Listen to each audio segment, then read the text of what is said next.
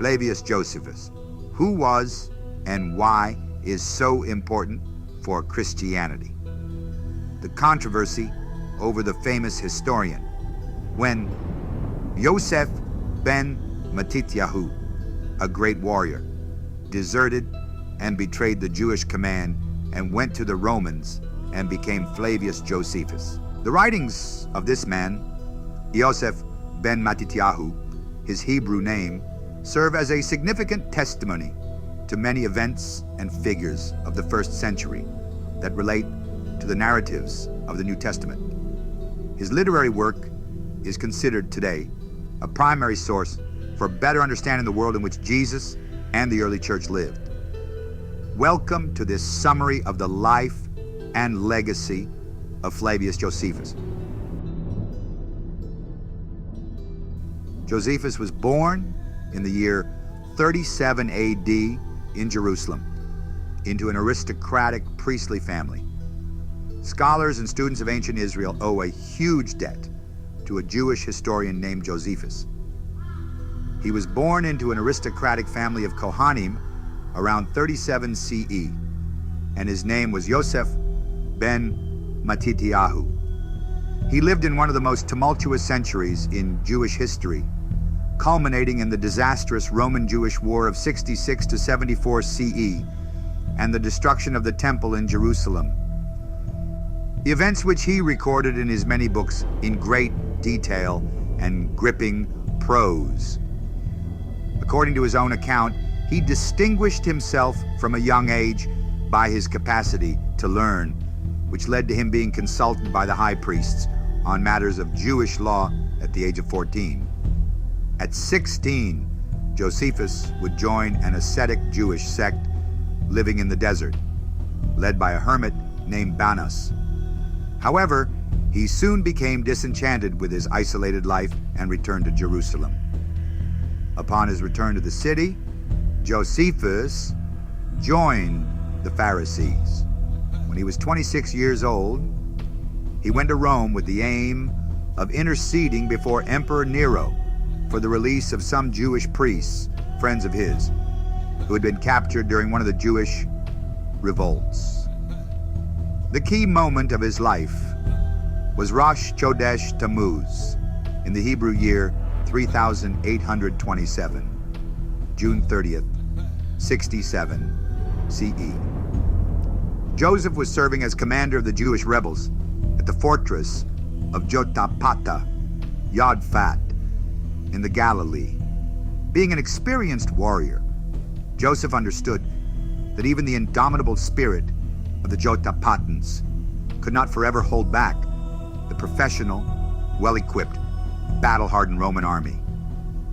His calls for the Jews of Galilee to surrender were met with great hostility, and he continued to resist the Romans against his better judgment, although he did so brilliantly. When the legionaries finally breached the wall, there was a terrible massacre. Joseph and 40 other soldiers took refuge in an underground cave, which was soon discovered, and their only point of exit was surrounded by the enemy. However, he was captured and imprisoned, but Poppaea Sabina, the second wife of the emperor, whom Josephus had previously known, interceded for him to be released. During this journey, Josephus was greatly impressed by the sophistication of Roman culture and the power of its army. However, upon his return to Jerusalem, an event occurred that would change his life forever. It was the year 66 AD when a group of Jews led by the Zealots rebelled against the empire, overthrowing the Roman procurator and establishing a revolutionary government in what is now known as the Great Jewish Revolt. Josephus was elected by the Sanhedrin of Jerusalem as the commander-in-chief of the Jewish army in the region of Galilee, a position he apparently accepted reluctantly. His task was to defend and administer the territory. Once there, he dedicated himself to fortifying the cities in the area against an imminent Roman attack. However, in 67 AD, a large Roman army surrounded the city of Jotapata, where Josephus was located. The city managed to hold out for 47 days, but once the Romans entered, Josephus and 40 of his companions managed to take refuge in a nearby cave. The intention was to escape the Roman army and ultimately commit suicide rather than surrender. However, Josephus persuaded them not to commit suicide, arguing that it was an immoral act. Instead, he proposed that each man kill his neighbor, with the order determined by casting lots.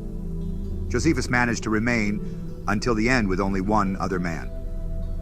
He then skillfully convinced his companion to surrender, and they both turned themselves over to the Roman army.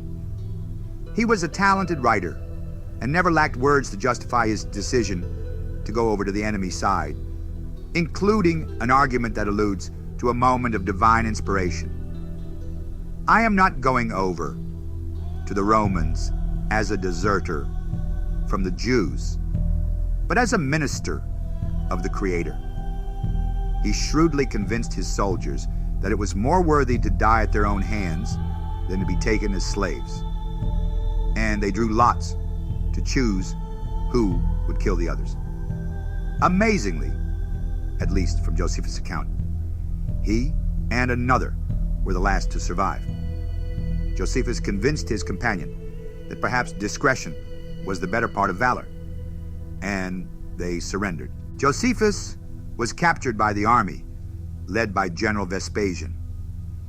With cunning, he approached the general, assuming the role of a prophet and telling him that he would become emperor, a prophecy that would come true nearly 2 years later. The Romans did not execute Josephus, so for the next 2 years, he remained a prisoner. However, by the end of 69 AD, as soon as Vespasian became emperor, he was granted clemency, and apparently due to the fulfilled prophecy, was adopted into the Flavian family, changing his name to Titus Flavius Josephus. As Vespasian had to go to Rome to assume his position as emperor, the army in Judea was placed under the command of Titus, Vespasian's son. Titus would continue the campaign in Judea with his entire army, including Josephus, who would witness the destruction of Jerusalem at the hands of the Roman army.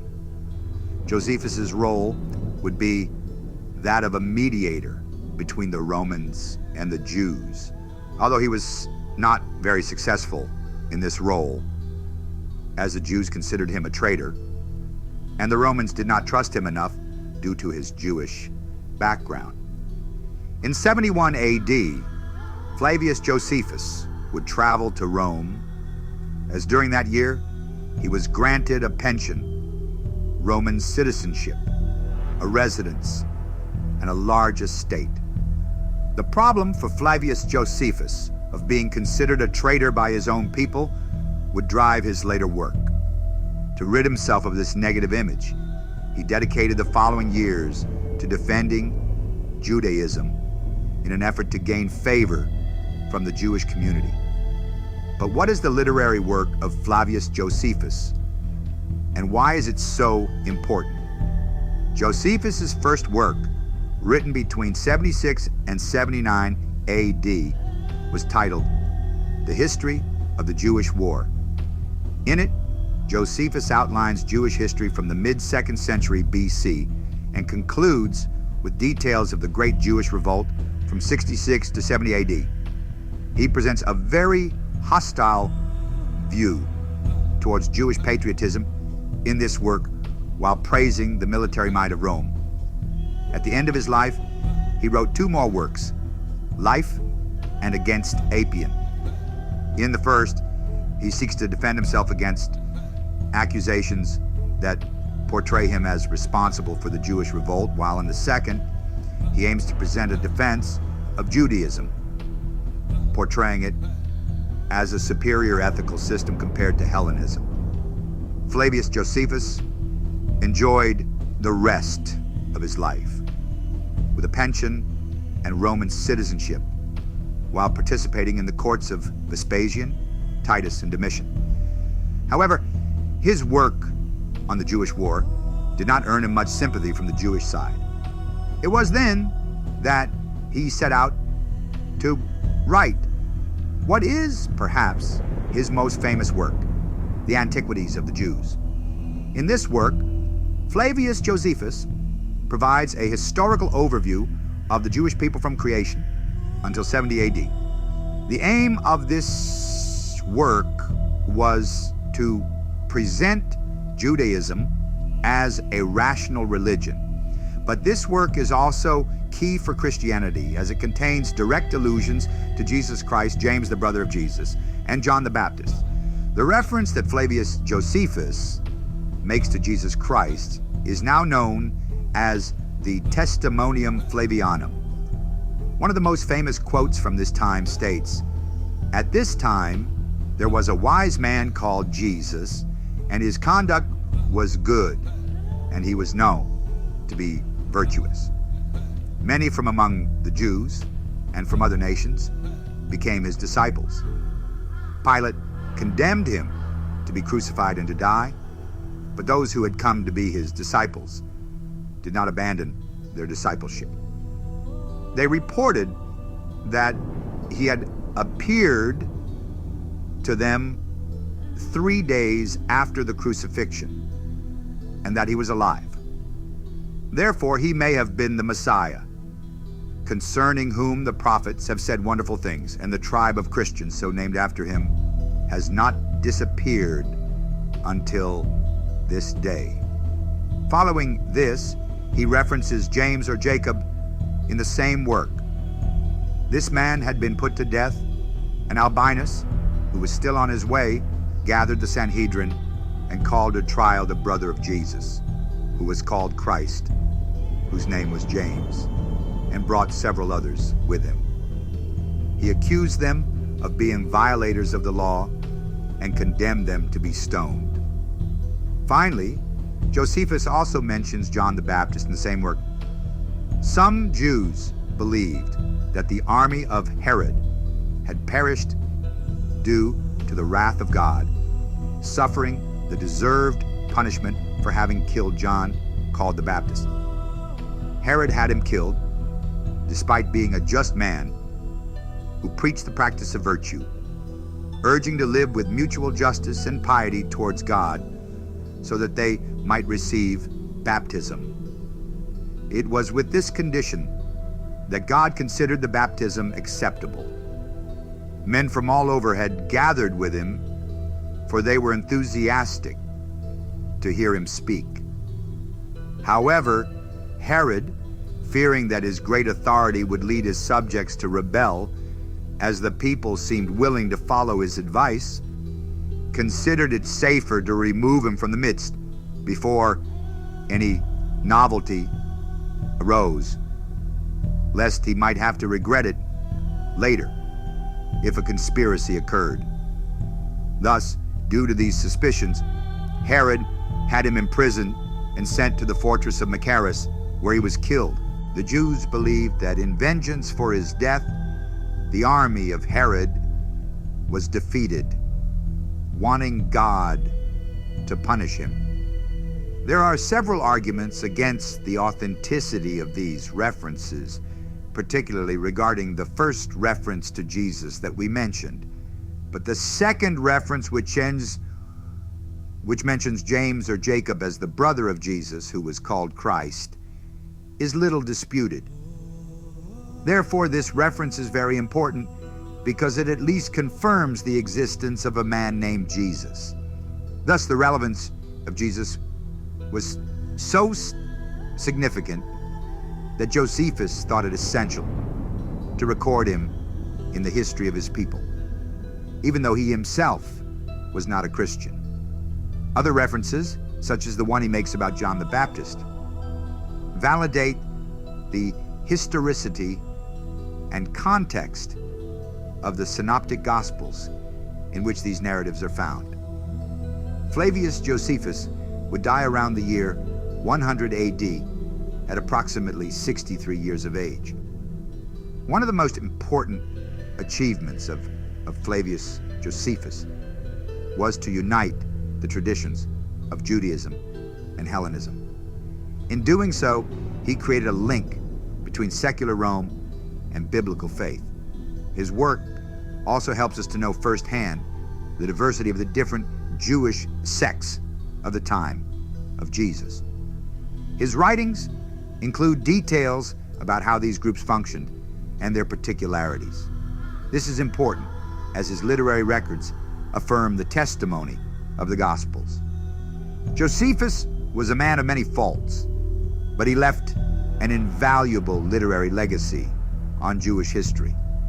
Highly intelligent, he was fully aware of the mixed nature of his service to his people, and perhaps it was this awareness that colored the somber conclusion of his autobiography. This is the account of the acts of my life, and let others judge of my character for themselves as they please. And what do you think? What other aspects of Flavius Josephus's work do you believe validate the historicity of the New Testament? Why do you think Flavius Josephus's work can be useful at an apologetic level? Let us know your opinion in the comments, but also subscribe and activate the bell to see more videos like this. Please help us to keep bringing easy and academic content like this. Subscribe and click the like button, comment, and share this video. The Heavenly Father, our Creator, bless your mind and spirit. We live in an academic, spiritual way, the way.